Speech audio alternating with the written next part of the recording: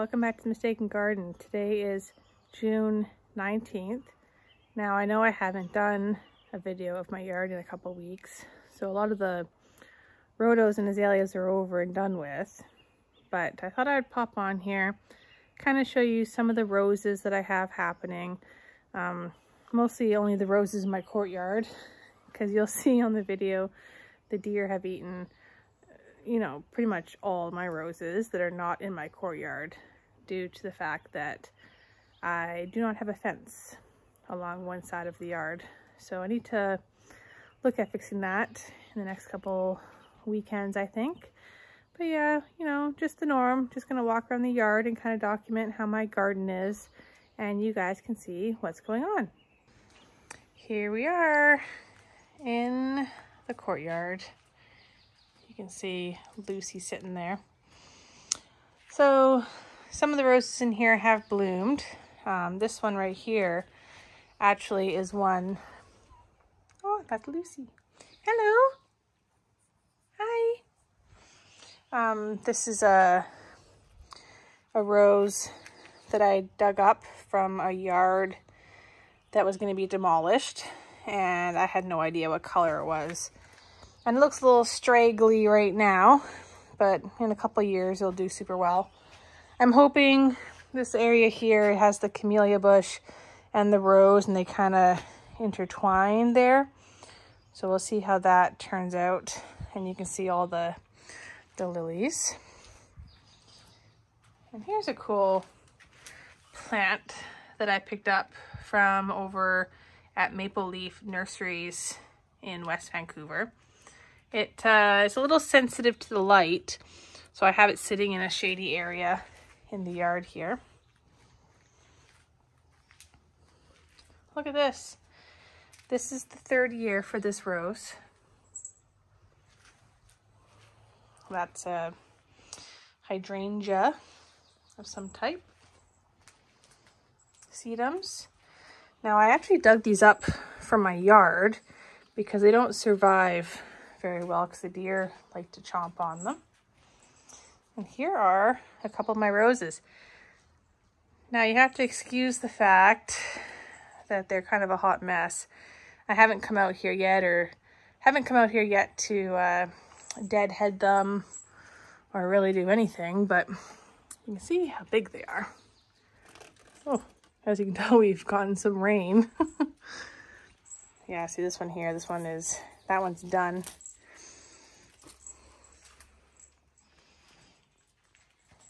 This one was here when I moved in. I'm not sure what it is, but it has beautiful form and very fragrant. And this one here you'll know as America or Americana. I could be pronouncing that wrong. It's actually a climbing rose, but it does super well here against this wall. Now, like I said, I haven't deadheaded them at all, but it likes the spot there. You can see, oh, there's shop cat rolling around.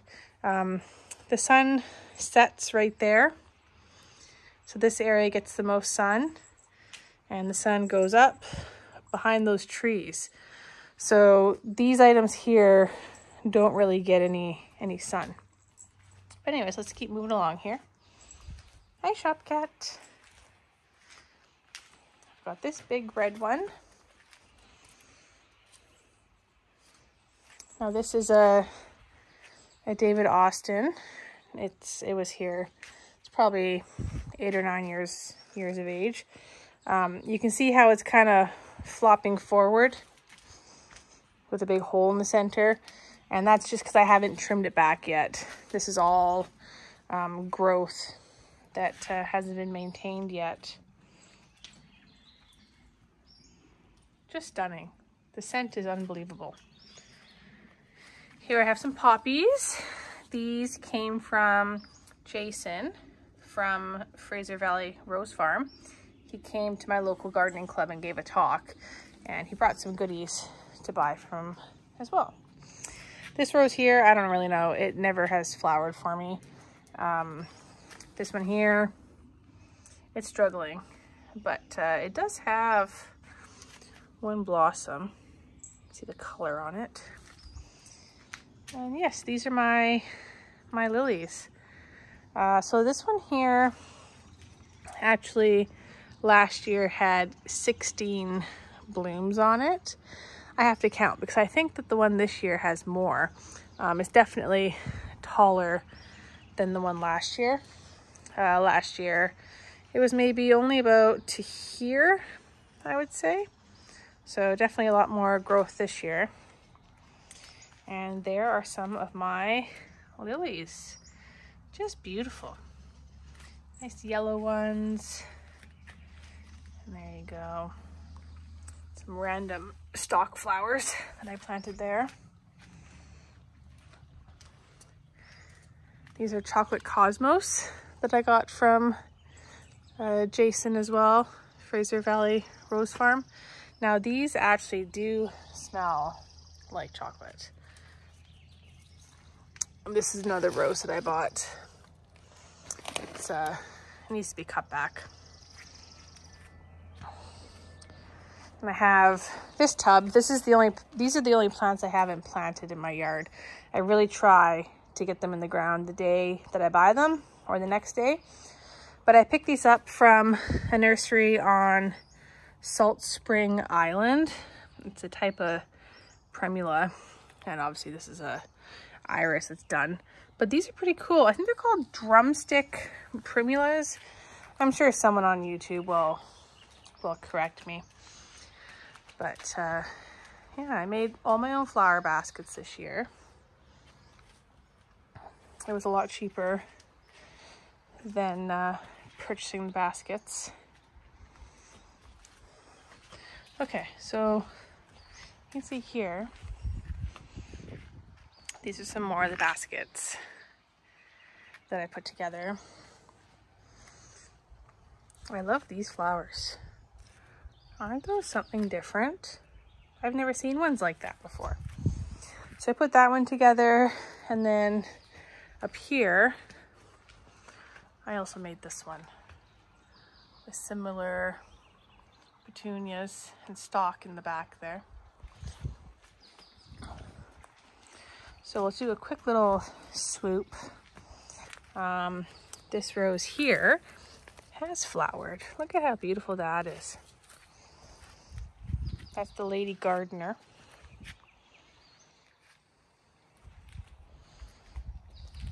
These are absolutely stunning when they're in flower. If you stick around, you'll see them. My Astilbe does super well in this yard. Ignore this. This needs to be deadheaded really badly. The little yellow flowers are a type of allium. I think they're from that pack I bought from Vessie's called Northern Lights allium. This is an artichoke. Oh, hi, Shopcat. It's another rose that I dug up. And my sad looking fig tree.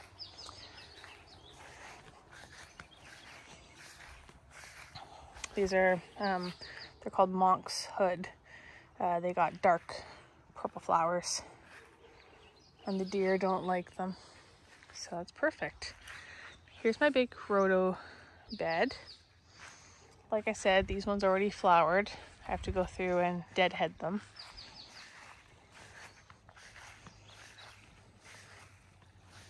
Just picked that up. The garden ornament. Here's more lilies. Now this bed here is actually where I dug up those lilies that I had in the courtyard there. They were actually here and I moved them. And these ones, they keep on coming back year after year, even after I moved them.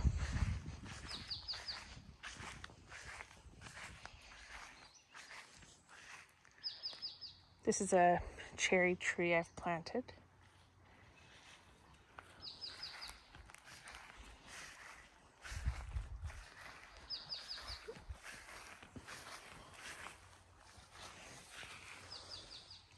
This is Lady of Shalott. Beautiful.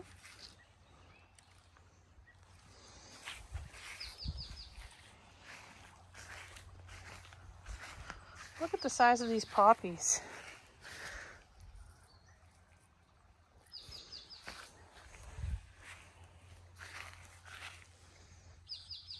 That rose is done. I need to cut it back. Oh yeah, there's a poppy. Let's see. Is it black inside? Yes, it is. Unfortunately, I don't get to see these during the day because I work.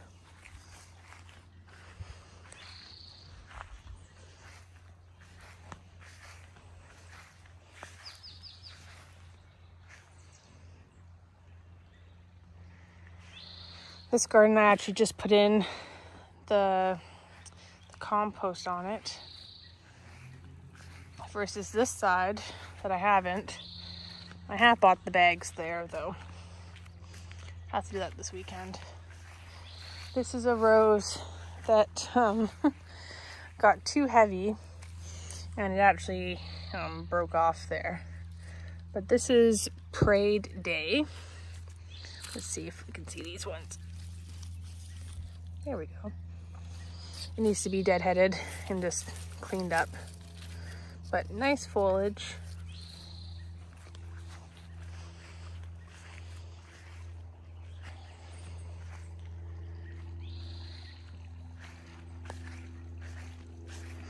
This is where the fence needs to go along here. The deer just walk in and eat whatever they like.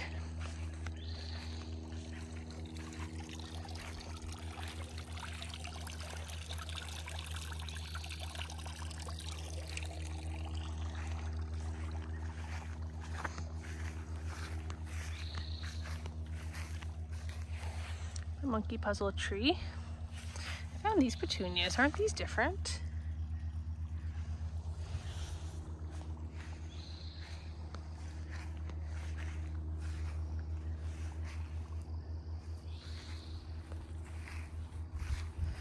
I don't think my sage or my salvia is going to come back this year, so I ended up buying this one. This is called Cherry Lips. Very delicate flowers. Oh, and this is blooming too.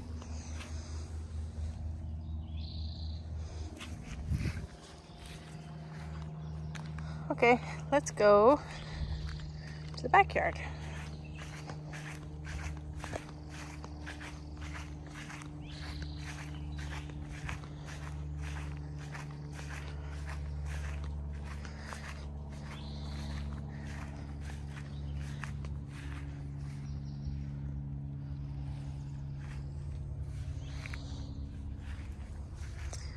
This is Thomas Becket.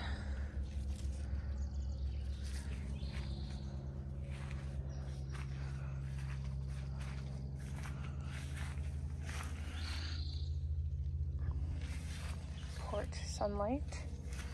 Look at those.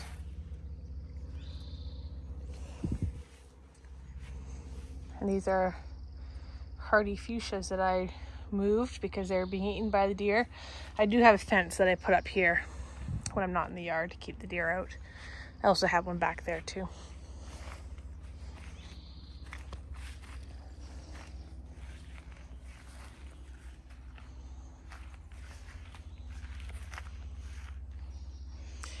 Tomatoes we have there in the center. At the back are sugar peas. And in the front here we have two types of ground cherries that I got from West Coast Plants. Over here, I tried some other things this year. So I have broccoli and cauliflower. We'll see how those work. And this is actually ginger that was started from grocery store ginger. And some of my Sunflower Steve sunflowers are coming up. These are seeds that I actually saved from last year. So we'll see how they do.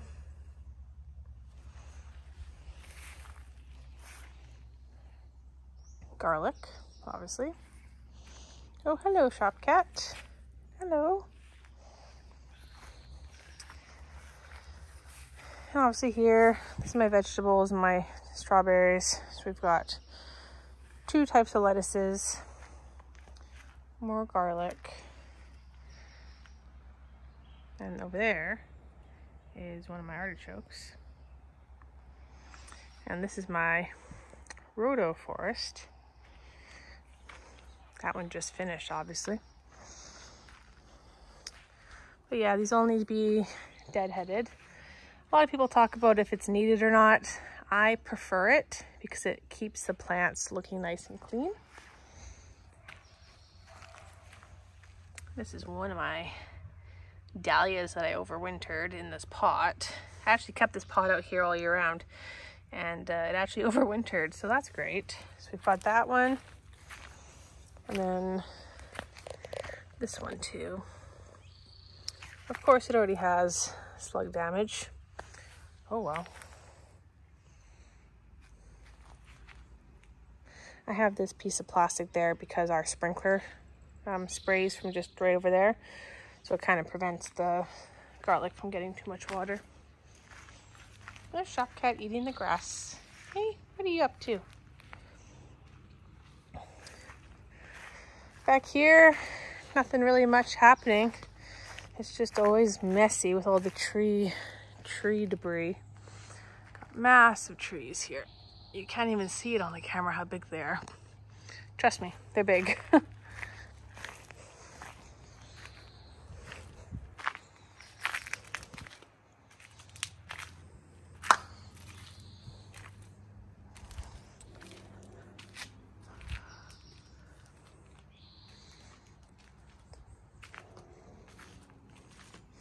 This area I tend to leave to just kind of be overgrown. Those are actually trilliums that have died back, and they come back year after year with more and more, which is wonderful. That's my dinosaur rhodo, I like to call it. Once it hits 25 years, it will bloom apparently. You know, no pressure there. And this one here is all new growth. All new growth. This one really suffered because we had some trees taken down a few years ago. This one here was not getting any sun whatsoever. It's a lot happier now. My lucifers are doing well. Let's see here. What else do we have going on? Oh yes, this would be very exciting for the angry gardener, Guy. So I've always talked about how, you know, I've had such hard time with clematis. Well, look at this. Look at that. Isn't that amazing? So there's actually a couple buds, and this plant is just randomly growing out of the ground. And the past couple of years I've really fussed over it and it never did anything.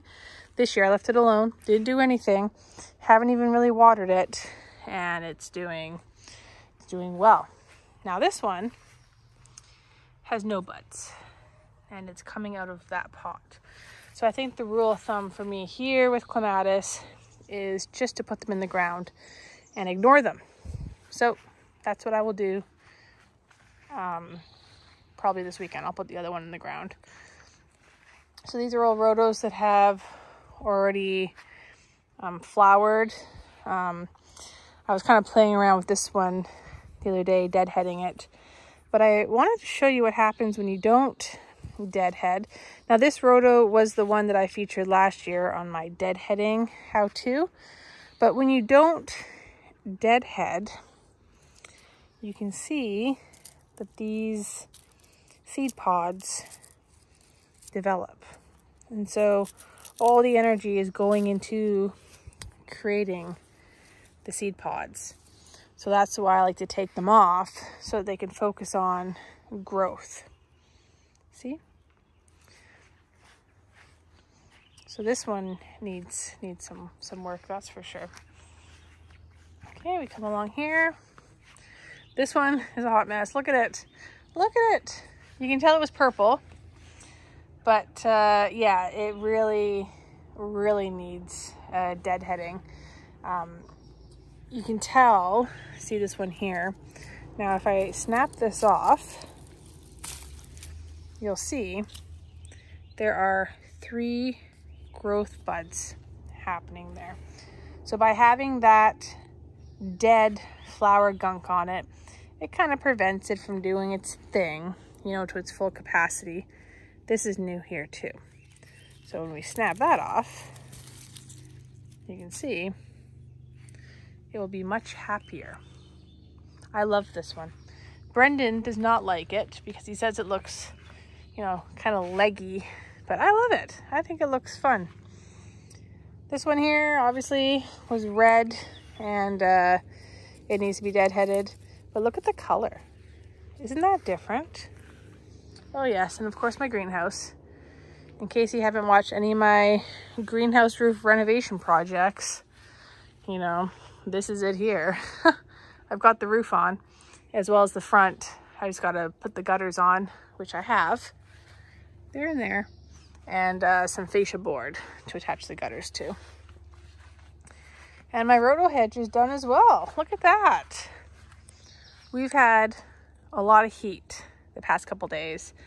Well, actually, I would say probably about the last week and a half. So a lot of the rhodos, they bloomed really fast, and they the flowers finished up pretty fast on them. But yeah, this is new growth. Look at the color difference. I just love rhodos, how they do that. See? It's so tropical looking. Over here, even more. Isn't that fun? Oh, this one still has a couple flowers left on it. Stunning. Okay, well that's the end of the yard. Hopefully you stuck around. It was a little bit longer as, you know, usual. Normally they're about 20 minutes to get through everything in the yard. But yeah, enjoy.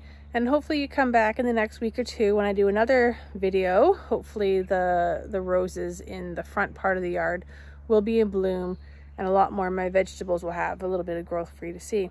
Anyways, thanks for watching. Bye now.